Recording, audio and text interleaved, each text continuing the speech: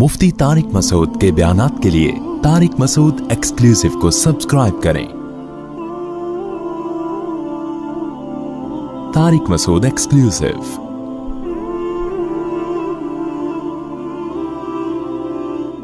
कौन सी चीज है जो आपको सबसे ज्यादा अल्लाह याद दिलाती है? वो इबादत है दुआ। समझते हैं कि नहीं समझते? आज दुआओं में ज्यादा जोर नहीं है, ये बड़ा मसला है।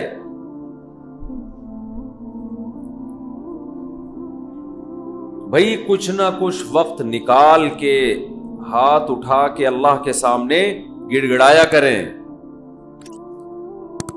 आज हम लोगों ने दुआएं मांगना छोड़ दिए। जब इंसान अल्लाह के सामने दुआ मांगता है, वो अल्लाह से बातें करता है। अगर तवज्जो से दुआ मांगे, दुआ ऐसी चीज है कि ये अल्लाह और बंदे का जितना मजबूत कनेक्शन बनाती है, इतना कनेक्शन दुनिया की कोई और इबादत नहीं बनाती।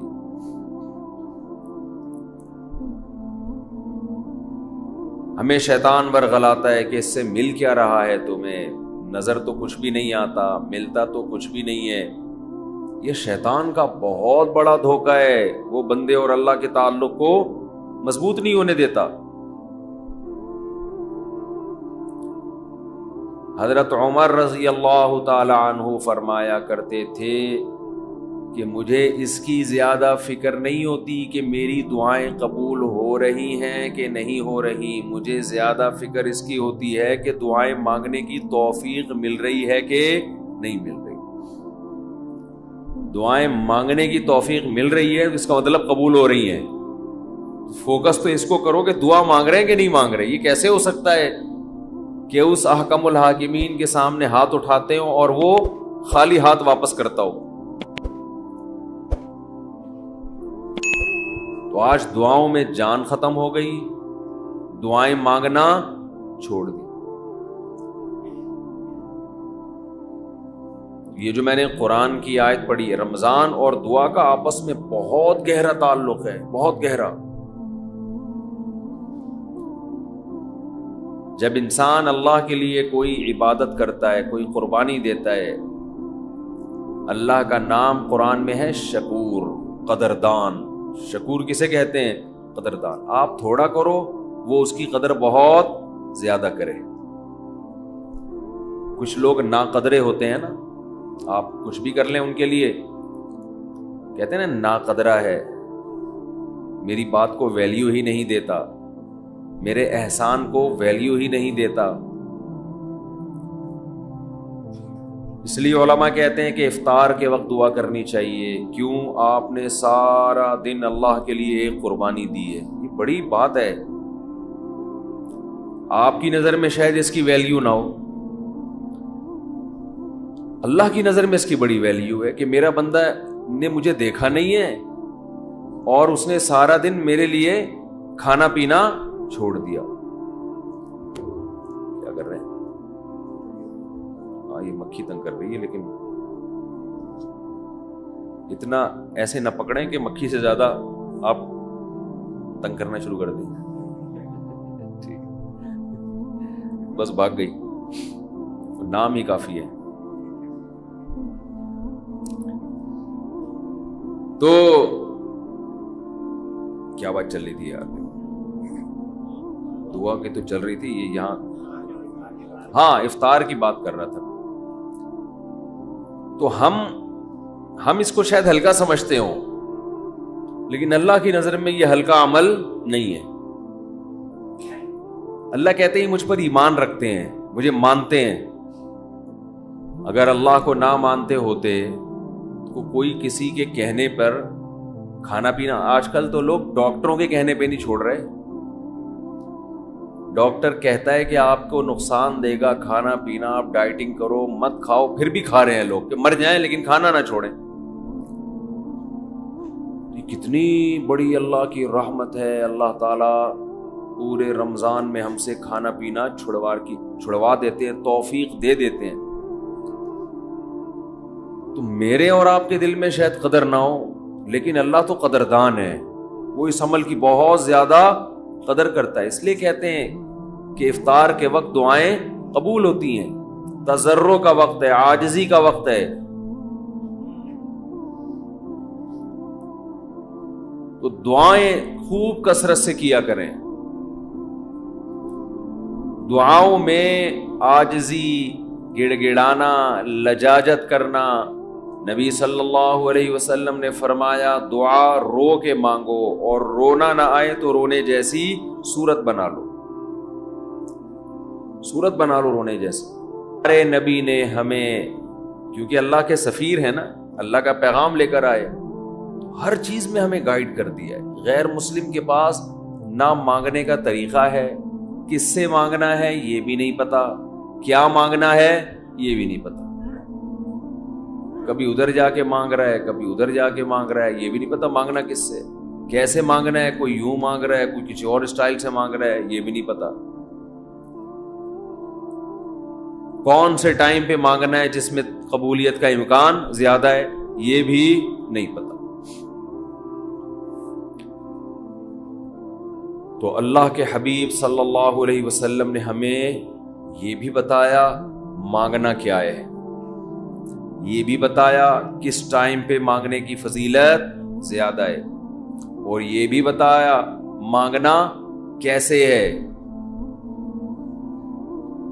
دل کی کیفیت کیا ہونی چاہیے, ظاہر کی کیفیت کیا ہونی چاہیے. تو سب سے زیادہ دیکھو,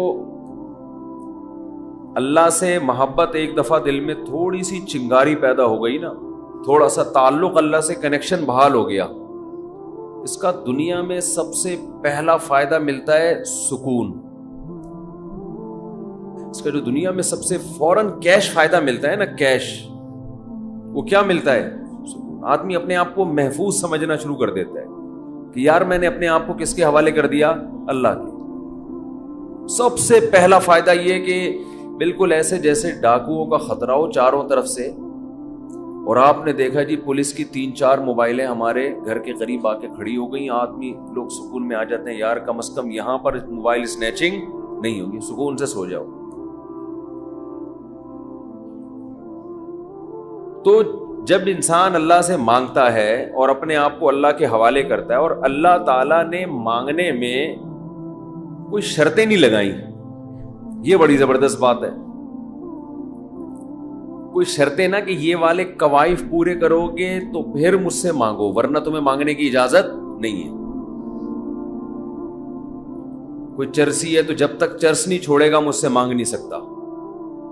کوئی بے نمازی ہے تو جب تک نمازی نہیں بنے گا مجھ سے مانگ نہیں سکتا. اللہ کہتے ہیں مجھ سے یہی مانگ لو, یہی مانگ لو, اللہ میں بے نمازی ہوں, مجھے کیا بنا دے, نمازی بنا دے. جو چیز نہیں ہے وہی مانگو اللہ تعالیٰ سے. وقال ربکم ادعونی استجب لکم, قرآن کہتا ہے, تمہارا رب کہتا ہے مجھ سے مانگو میں تمہاری پکار کو قبول کروں گا. اور کمال کی بات یہ ہے, پہلے مجھے اس آیت کی تفسیر سمجھ میں نہیں آتی تھی. اللہ کہتے ہیں مانگو میں تمہیں دوں گا, نہیں مانگو گے ایسے متکبرین کے لیے میں نے جہنم کی آگ رکھی ہے بھائی, یہ سمجھ سے بالاتر. میں آپ سے کہہ رہا ہوں مجھ سے قرضہ مانگو, آپ کہتے ہیں شکریہ جی آپ نے آفر کی, ضرورت ہوئی تو مانگیں گے, نہیں تو ٹھیک ہے جی بہت شکریہ. میں کہہ رہا ہوں اگر نہیں آئے نا مانگنے کے لیے, پھر دیکھو میں گنڈے بھیجوں گا, کٹ لگواؤں گا. آپ کہو گے یہ کون سا طریقہ ہے بھائی, یہ مجھ پر احسان کر رہے ہو یا گن پوائنٹ یہ زبردستی کروا رہے ہو کام. سمجھ میں آ رہی ہے بات کہ نہیں آ رہی ہے؟ آپ کہو گے یہ کون سا احسان کا طریقہ ہے. میں آپ سے کہہ رہا ہوں کہ آپ میری دعوت پہ آئیے گا, مجھے بڑی خوشی ہوگی. آپ کہیں گے تھینک یو, بہت شکریہ, آپ نے یاد کیا. پھر میں کہتا ہوں اگر نہیں آئے نا گنڈے بھیج کے میں کٹواؤں گا. آپ کہو گے یہ زیادہ ہو گئی ہے, یہ کیا ہو گئی ہے, یہ دعوت نہیں ہے, یہ تو ایک طرح کا جرمانہ ہے میرے اوپر لگا دیا تم نے. میں آپ سے کہتا ہوں بھائی میں علاقے کا ناظم ہوں, میں علاقے میں یہ تھانے کا میں ڈی ایس پی ہوں, کوئی مسئلہ ہو میرے پاس آنا. آپ کہیں گے سر آپ کا بہت شکریہ, آپ کا ٹرانسفر ہوتے ہی آپ نے سب سے پہلے مجھے یاد کیا, کوئی بھی ضرورت ہوگی آپ کو بتاؤں گا. آگے سے تڑی لگا دی. اگر تمہیں کوئی ضرورت پڑی اور نہیں بتایا نا ہے بھائی, سب سے پہلے لاکر میں تمہیں ڈالوں گا, تو آپ کہیں گے سر یہ آپ مجھے عزت دے رہے ہیں, یہ میری توہین کر رہے ہیں. تعجب کی بات ہوگی کہ نہیں ہوگی؟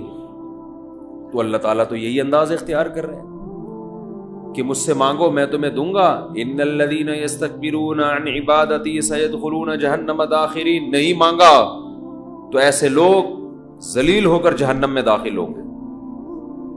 یہ کچھ بات سمجھ میں آ رہی ہے بھائی؟ یہ تو عجیب سی بات ہے نا کہ مانگو, نہیں مانگا تو میں نہیں چھوڑوں گا تمہیں. اصل بات یہ ہے کہ علاقے میں ایس ایچ او آیا, کوئی محلے کا دادا آیا, وہ آپ سے کہتا ہے کوئی پرابلم ہو بتانا, آپ کہتے ہیں بڑی نوازش آپ کی, پھر بھی آپ اس کو پرابلم نہیں بتاتے, وہ غصہ نہیں آتا, اس کو غصہ نہیں آتا, اس لیے کہ وہ مخلوق ہے, وہ عاجز ہے. اسے پتا ہے کہ بعض دفعہ بندے کو کام پڑتا ہی نہیں ہے, بعض دفعہ پڑتا ہے تو اس کے کوئی دوسرے تعلقات ہوتے ہیں, بعض دفعہ کام پڑتا ہے لیکن وہ چاہتا ہی نہیں ہے کہ کام ہو, ایسا ہی رہے معاملہ. لیکن اللہ کے ہاں یہ تینوں آپشن آپ کے پاس نہیں ہے. آپ یہ کہیں کہ اللہ تو نے مجھ سے کہا تھا کہ میں تجھ سے مانگوں, لیکن میری کوئی ایسی ضرورت ہی نہیں جو میں مانگوں تجھ سے. یہ کہہ سکتے ہو کیا ہے بھائی؟ اس کا مطلب تم اللہ سے مستغنی ہو گئے. اللہ کے دیے بغیر بھی تمہیں دائیں بائیں سے تمہارے کھانچے کھلے ہوئے ہیں, جو اگر کھلے ہوئے ہیں تو وہ کھانچے کس کے اختیار میں ہیں؟ وہ تو اللہ کے ہاتھ میں ہیں. آپ یہ بھی کہہ سکتے ہو کہ مجھے اس لیے مانگنے کی ضرورت نہیں کہ میرے تو سارے مسائل حل ہو رہے ہیں, میں صبح میری جاب لگی ہوئی ہے, میری تنخواہ ہے, ایک ملٹی نیشنل کمپنی میں اچھی سیٹ پر بیٹھا ہوا ہوں میں, میری سیلری گھر آ جاتی ہے, مہنگائی بھی نہیں ہے, پیٹرول بھی نئی حکومت نے سستا کر دیا ہے وغیرہ وغیرہ, تو اب تو کوئی مسئلہ ہی نہیں ہے. وہ اللہ کہے گا اگر کوئی مسئلہ نہیں ہے بالفرض, اول تو پاکستان میں ہو اور مسئلہ نہ ہو, یہ ہو نہیں سکتا. یہ تو پھر اس کا مطلب ہے آپ سو رہے ہیں, آپ کی کوئی اٹھائے گا اور آنکھ کھل جائے گی آپ کی. تو آپ کے ساتھ اگر کوئی مسئلہ نہیں ہے, آپ ان اسباب کو دیکھ رہے ہو, اس کا مطلب آپ سمجھتے ہو کہ ہوتا اسباب سے ہے, اللہ سے نہیں ہوتا. بھئی اللہ تو جب چاہے ان اسباب کو فیل کر دے. آپ اپنے آپ کو خدا سے مستغنی سمجھ رہے ہو, آپ سمجھ رہے ہو مجھے خدا کی ضرورت نہیں ہے. اس پر اللہ عذاب دے گا کہ تو اپنے آپ کو یہ سمجھ کیسے بیٹھا کہ تجھے ضرورت نہیں ہے میری. یہ ایسے محلے کا کوئی دادا آیا اور سارے کام اس کے ہاتھ میں, اس نے آپ سے بولا کوئی تنگ کرے تو مجھے بتانا, اور اسے پتا ہے کوئی نہ کوئی تنگ کر رہا ہے اس کو, آپ پھر بھی نہیں بتا رہے اس کو. وہ بلائے گا, بولے گا بھائی آپ کیوں نہیں بتا رہے؟ آپ کہتے ہیں بھائی کوئی مجھے تنگ کر رہا ہے تو میں برداشت کر رہا ہوں, اس لیے نہیں بتا رہا. اس پہ غصہ نہیں آئے گا اس کو. لیکن اگر آپ نے اس سے کہا کوئی مجھے تنگ کر رہا ہے, میں آپ کو اس لیے نہیں بتا رہا کہ مجھے پتا ہے کہ میرے جاننے والے ہیں, وہ مجھے بچا لیں گے, اس دادے کو غصہ آئے گا کہ میرے علاوہ کون اس محلے کا دادا ہے بھائی. آئے گا کہ نہیں آئے گا؟ تو اللہ کے سامنے ہم یہ بھی نہیں کہہ سکتے کہ اللہ یہ پریشانی ہے مجھے تنگ کر ہی نہیں رہی ہے, مجھے کوئی ٹینشن ہے ہی نہیں, یہ بھی نہیں کہہ سکتے. اس لیے نہیں کہہ سکتے کہ ہم انسان ہیں, مخلوق ہیں, اللہ کے ہاتھ میں سارے اسباب ہیں. وہ جب پریشان کرنے پر آئے گا, وہ مصیبتیں دینے پر آئے, ہم میں سے کسی میں دم نہیں ہے کہ ان مصیبتوں کو اس کی توفیق کے بغیر برداشت کر لیں. یہ ممکن نہیں ہے. اور یہ بھی ممکن نہیں ہے اس کے علاوہ کوئی وہ مصیبتیں ہم سے دور کر دے. کتنی بڑی وعید ہے دعا نہ مانگنے پر. اور جو لوگ دعا نہیں مانگتے, حقیقت یہ ہے کہ وہ اپنے آپ کو دعا سے مستغنی سمجھتے ہیں. وہ کہتے ہیں مجھے ضرورت کیا ہے. میں ایک چٹکلا سناتا ہوں نا ایسے موقع پہ. ایک آدمی اپنا گدھا بیچنے جا رہا تھا بازار میں. کسی نے پوچھا کیا کر رہا ہے؟ اس نے کہا کہ یہ گدھا میں جاؤں گا مارکیٹ میں لاکھوں کا بکے گا. کسی نے کہا کہ انشاءاللہ کہہ دے کہ اگر اللہ نے چاہا. اس نے کہا انشاءاللہ, یعنی اللہ نے چاہا کہنے کی کیا ضرورت ہے؟ گدھا میرے ہاتھ میں, نسل اس کی اچھی ہے, مارکیٹ میں گدھے کی مانگ بھی ہے, گدھے مارکیٹ سے کیا ہو گئے ہیں؟ شارٹ. اگر وہ ہماری مارکیٹوں میں آتا، اسمبلیوں میں آتا، پتہ چلتا ہے یہاں مارکیٹ سے شارٹ نہیں ہے، ہول سیل کے حساب سے ہمارے یہاں. تو اب اسے لوگ کہہ رہے ہیں کہ بھائی بول دے اگر اللہ نے چاہا. وہ کہہ رہے ہیں اللہ نے چاہا کہ سب کچھ صحیح ہے، سب کچھ صحیح ہے. مارکیٹ میں گدھوں کی ویلیو بھی ہے اور انتظار میں بھی ہیں لوگ، تو منہ مانگی قیمت پہ بکے گا. اچانک کوئی مارکیٹ میں جب پہنچا، ڈاکو آیا، گدھا چھین کے لے گیا، یا اس گدھے کو بیماری ہوئی مر گیا، اب یہ خالی ہاتھ آ رہا ہے. اسی بندے سے رابطہ ہوا، اس نے پوچھا ہاں بھائی کیا ہوا؟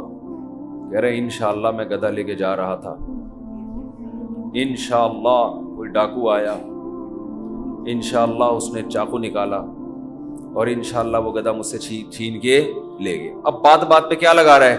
انشاءاللہ. اس نے کہا کمبخت جب لگانا تھا تو اس وقت تو لگایا نہیں انشاءاللہ، اور اب لگا رہا ہے. تو ہم پر جب مصیبت پڑتی ہے پھر ہم کہتے ہیں یار اللہ کہاں ہے؟ تو بھئی یہ تو مصیبت سے پہلے اللہ کو پکارو. جو اللہ کو نہیں پکارتا یہ اس کی علامت ہے کہ اس کی نظر اسباب پر ہے، اللہ پر نہیں ہے. وہ سمجھتا ہے یہ جیسے کافر اسباب کو دیکھتا ہے نا، وہ تو کہتا ہے خدا کیا کر رہا ہے؟ گاڑی کے ایکسیلیٹر پہ پاؤں رکھو تو گاڑی چلتی ہے، بریک پہ پاؤں رکھو تو رکتی ہے، تو اللہ کہاں ہے؟ تو اللہ کو اگر نہیں کوئی پکارتا تو اللہ اس کا مطلب پھر یہ سمجھتے ہیں کہ یہ سمجھتا ہے کہ اس کو میری ضرورت نہیں ہے. یہ بہت بڑا جرم ہے.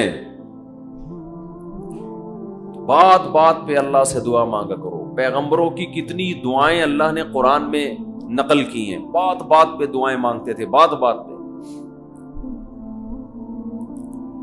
دعائیں یاد کریں. دعائیں، ایک کتاب آتی ہے مناجات مقبولہ، یہ نام نوٹ کر لیں. کیا نام ہے اس کا؟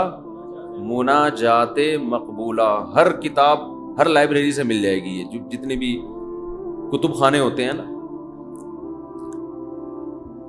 مولانا اشرف علی تھانوی رحمہ اللہ تعالی نے قرآن اور حدیث کی دعاؤں کو جمع کر کے ایک چھوٹی سی کتاب میں لکھ لیا ہے، ایک چھوٹی سی کتابچے میں جمع کر لیا ہے. قرآن کی دعائیں اور حدیث میں جو دعائیں، بہت جاندار دعائیں ہیں وہ. اچھا، دعا ایسی چیز ہے کہ جب جن الفاظ سے انسان مانگ رہا ہوتا ہے نا، وہ الفاظ بھی اس کے دل پہ اثر کر رہے ہوتے ہیں. تو انہوں نے بڑا شاندار کام یہ کیا کہ اب چونکہ دعائیں تو بہت زیادہ ہیں، ساری دعائیں قرآن اور حدیث کی آپ پڑھیں گے تو ایک ہی اتنی لمبی ہو جائے گی پھر. تو انہوں نے اس کو 7 حصوں میں ڈیوائیڈ کر دیا ہے. سمجھتے ہیں؟ ہفتے کے دن، اتوار کے دن، یہ یعنی 7 منزلیں بنا دی ہیں اس کی. اس کا ترجمہ بھی ملتا ہے، یعنی وہ دعائیں عربی میں اور نیچے اس کا ترجمہ. آپ بے شک عربی نہ پڑھیں، ترجمہ پڑھ لیں. وہ روزانہ کا معمول بنائیں. اس سے کیا ہوگا؟ آپ کو قرآن و سنت کی دعائیں یاد ہونا شروع ہو جائیں گی. وہ ایسی جاندار دعائیں، ایسی جاندار. ان دعاؤں میں آپ کو لطف آنا شروع ہو جائے گا، چسکا لگ جائے گا. کیسی کیسی دعائیں دیکھو، ایک پڑھ کے سناتا ہوں. اللہم اقسم لنا من خشیتک ما تحول به بیننا وبین معصیتک. اے اللہ ہمیں اتنا اپنا خوف دے دے، ہمارے دل میں اپنا اتنا خوف ڈال دے کہ وہ خوف ہمارے اور تیری نافرمانی کے درمیان آڑ بن جائے. سمجھ میں آ رہی ہے بات؟ زیادہ خوف نہیں چاہیے. زیادہ خوف پیدا ہو گیا تو زندگی کا مزہ کرکرا ہو جائے گا. جب آپ کے دل میں کسی چیز کا خوف مسلط ہو جاتا ہے تو لذتوں سے محروم ہو جاتے ہو آپ. دیکھو بچوں کے دلوں میں امتحان کا خوف ہوتا ہے نا، نہ کھا رہے ہیں نہ پی رہے ہیں. کراچی میں تو ایسا کوئی سیٹ اپ نہیں ہے، کوئی خوف ووف نہیں ہوتا. پنجاب میں دیکھا ہے ہم نے، بچوں کے پیپر ہونے والے، ایگزام ہونے والا، ایک دماغ پہ مسلط کر لیتے ہیں. زیادہ مسلط کریں گے تو پھر پڑھائی بھی نہیں ہوتی، ان سے ہاتھ پاؤں کانپنے لگتے ہیں. کراچی میں اللہ کا فضل ہے، یہ ٹینشن کراچی میں جتنی بھی حکومتیں رہی ہیں اب تک کی رپورٹ کے مطابق انہوں نے یہ بڑا فائدہ پورے سندھ میں الحمدللہ یہ سندھ گورنمنٹ جب جتنی بھی رہی ہے اب تک، چاہے کسی کی بھی ہو، تو یہ الحمدللہ انہوں نے فیسلٹی دی ہے کہ کراچی کی عوام کو پڑھائی لکھائی سے الحمدللہ بالکل فارغ کر دیا. لڑکوں میں پڑھنے کا رواج ہے ہی نہیں. کچھ دن پہلے میں آ رہا تھا سفر پہ، تو کراچی کا ایک لڑکا وہاں پڑھنے گیا ہوا تھا اسلام آباد، ایبٹ آباد میں شاید کیڈٹ کالج، بال کیڈٹ کالج میں پڑھ رہا تھا. تو میں نے کہا کراچی میں، نارتھ کراچی میں کہیں رہتا تھا یا ناظم آباد میں، وہاں گیا ہوا. اس نے کہا بھائی ہمارے ابا اماں نے اچھا فیصلہ کیا، مجھے وہاں ایڈمیشن کرا دیا، میں پڑھ لیتا ہوں، چھٹیوں میں گھر آ جاتا ہوں. تو وہ بتا رہا تھا کہ یہ کراچی میں، وہ مجھے کہہ رہا تھا کہ ہم حیران ہوتے ہیں کراچی میں جان تو وہاں کوئی ہے ہی نہیں، پڑھائی لکھائی کی بات ہی نہیں.